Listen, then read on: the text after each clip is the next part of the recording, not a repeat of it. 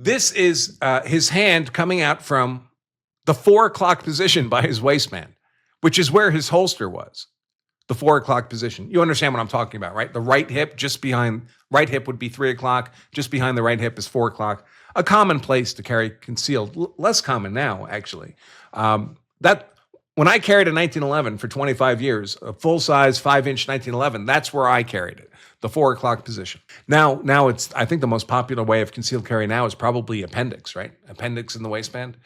But in any case, that's where he was carrying his gun. And now his hand is coming from that location. Remember, not every officer is seeing the same things, right? Some of what's happening is blocked from their vision. There are intervening bodies. Like the officer who's pointing a gun at the back of Alex Preddy here can't see what's in front of Alex Preddy. He can't see the front of Alex's body, right?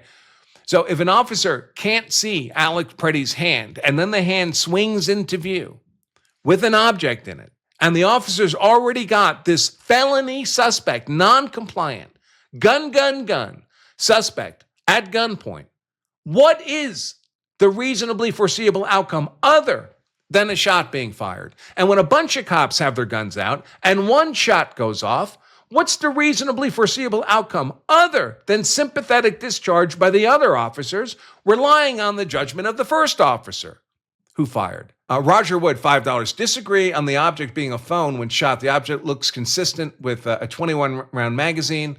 It could be. It could be. I'm not swearing on that. It doesn't really matter, of course.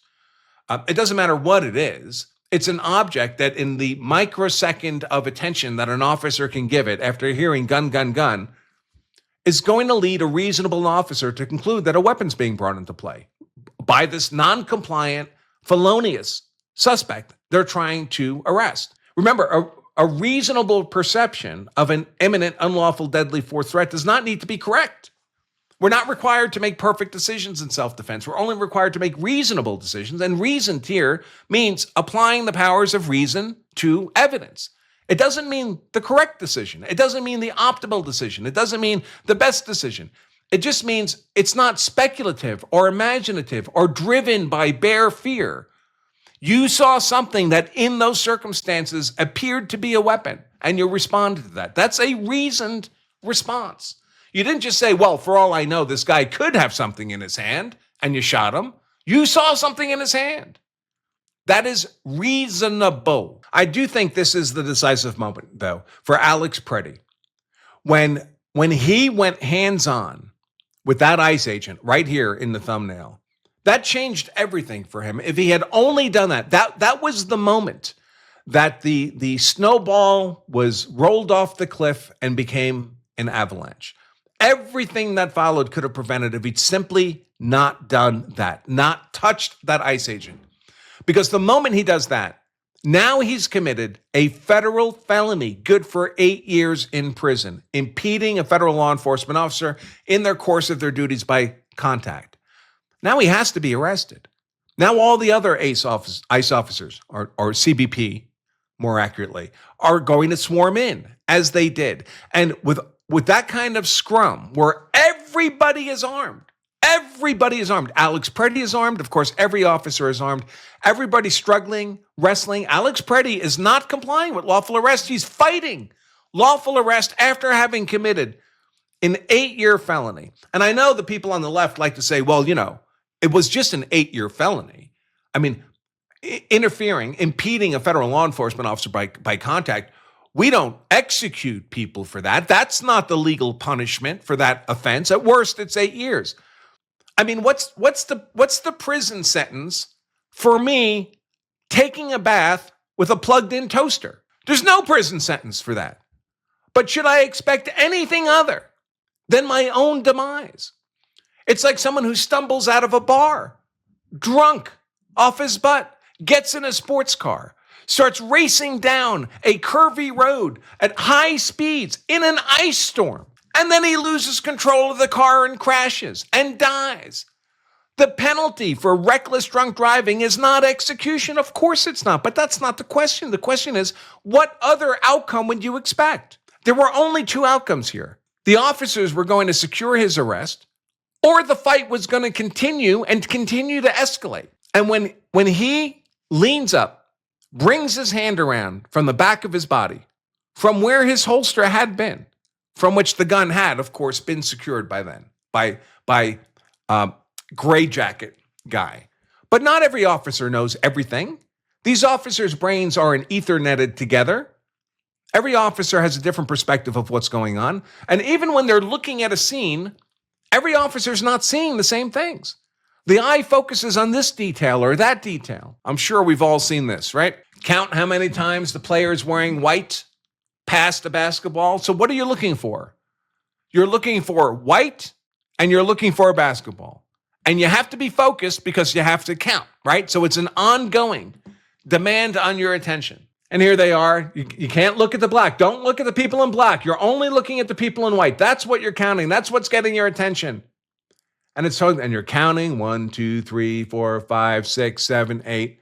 And of course, if you've seen this before, you know what's happening now. But if this is the first time you've seen it, I'm going to spoil it for you. A man in a gorilla outfit just walked through the middle of that picture, and most people don't see it. Most people don't see it. And that happens in any kind of intense observation demand, particularly being in a fight where you know there's a gun involved because you heard the shouts of gun, gun, gun by your fellow officers. The way our brain captures and stores and recalls and processes information under stress is completely different than how it does it in normal, unpressured day-to-day life. For many years, I taught live classes, live law of self-defense classes, day-long classes around the country. And I would often bring with me a shooting simulator system. It was in a giant Pelican case. We'd set it up. And basically how it worked was it would project on a screen an image of a threatening character. And you had an infrared pistol. And when you fired at the screen, the system would record where your shots were, how many, where they hit, and so forth. And we used it as a training exercise because it wasn't always obvious immediately what the nature of the threat was. So these students would sit through a whole day of me teaching them this, and then we'd put them in this system. Now, obviously, it's all fake. You can't get hurt, right? But just observing the students, it was obvious that their pulse rate was up, their breathing rate would go up, their hands would shake. Their hands would shake just from the artificial pressure of the system. And they would have to solve the problem, maybe by shooting, maybe by not shooting. We would urge them to use verbal commands. And they all knew ahead of time that when this 1-minute video was done, they would have to turn to the class, turn their back to the screen, and describe to the rest of us what they saw, what they did, and why they did it. What was their legal rationale for their decisions and their actions? They couldn't remember anything. They couldn't remember the color of the guy's shirt. Were there people in the background? Did someone walk into the scene? They could not remember how many shots they fired. We had one guy actually drop the fake magazine out of the fake gun to the ground. He accidentally hit the magazine eject button and picked it up, shoved it back into the gun backwards. So the front of the magazine to the rear of the pistol, shoved it in so hard we needed tools to remove it afterwards.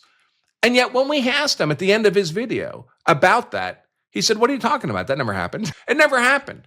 So you have to understand that too. When we're analyzing these videos frame by frame by frame, millisecond by millisecond, that's not how this is experienced by anybody involved in the confrontation. Nobody is engaged in that kind of deliberate decision-making. So this to me is like with a chemical reaction, for example, you need a certain threshold energy level that needs to be reached, and then the reaction takes off. This was it. The moment he decided to go hands-on, he effectively killed himself. He placed himself in the position of being in a bathtub and holding a plugged-in toaster above himself. He put himself in the position of being the guy who walks drunk out of the bar, gets in his sports car, and races down icy, curvy roads at 150 miles an hour. Is the legal punishment for that death? No. Is the legal punishment for what Alex Preddy did execution? No. Should anybody be surprised that these were the outcomes, including Alex Preddy? No. This is what happens when you fight armed men. People die. And those armed men were acting within the bounds of the law. Alex Preddy was not. Now remember, the Insurrection Act is enormously broad. and discretionary to the president. This is it in statutory form. Whenever, I mean, that's how it starts. Whenever the president considers, he just has to consider it. No analysis. Whenever the president considers that unlawful obstructions, combinations, or assemblages or rebellion against the authority of the United States make it impractical to enforce the laws of the U.S. of any state by the ordinary course of judicial proceedings, he may call into federal service such of the militia of any state and use such of the armed forces as he considers necessary to enforce those laws to suppress the rebellion. I'm completely out of time, so I'm just going to hit this real quick. Donald Trump, Truth Social. This is why I'm hereby calling on Governor Walz, Mayor Frey, and every Democrat governor and mayor in the United States to formally cooperate with the Trump administration to enforce our nation's laws rather than resist and stoke the flames of division, chaos, and violence. 1. Governor Walz and Mayor Frey should turn over all criminal illegal aliens that are currently incarcerated in their state prisons and jails to federal authorities, along with all illegal criminals with an active warrant or known criminal history for immediate deportation. State and local law enforcement must agree to turn over all illegal aliens arrested by local police. 3, local police must assist federal law enforcement in apprehending and detaining illegal aliens who are wanted for crimes. 4, Democrat politicians must partner with the federal government to protect American citizens in the rapid removal of all criminal illegal aliens in our country. Some Democrats in places like Memphis, Tennessee, or Washington, D.C. have done so, resulting in safer streets for all. In addition, I'm hereby calling on the United States Congress to immediately pass legislation to end sanctuary cities, which is the root cause of all these problems. American cities should be safe sanctuaries for law-abiding American citizens only, not illegal alien criminals who broke our nation's laws. All of these requests are rooted in common sense and will provide the best possible circumstances to make America great again. The Trump administration is standing by and waiting for any Democrat to do the right thing and work with us on these important matters of Make America Safe, like it is in all sections of our country where we are together with local leadership participating in involvement. He didn't include, thanks for your attention to this matter, Donald J. Trump, President of the United States. Insurrection Act in 3, 2, 1. JB Trevor, $10. In previous show, you mentioned harboring aliens put you at risk of liability for what they do. Does that include employers who feed them, like agriculture, and other people who sponsor alien minors? I mean, if they're doing it unlawfully, right, they need to be illegally in America. But yeah, harboring is a very broad term, right? Food, shelter, clothing, medical care, providing the resources to acquire those things like money. That's all harboring. And to be clear, you're not actually responsible for exactly what they do. It's just that the penalty for harboring changes depending on the outcome of the harboring. If nothing especially bad happens, it's 5 years in prison for you, the harborer. If they go out and kill somebody, or somebody dies as a consequence of the harboring, then the penalty for you changes. It goes up to life in prison or execution. But if they go out and rob a bank, you're not responsible for their bank robbery, to be clear. If no death results in the bank robbery, you'd still just be looking at 5 years for harboring.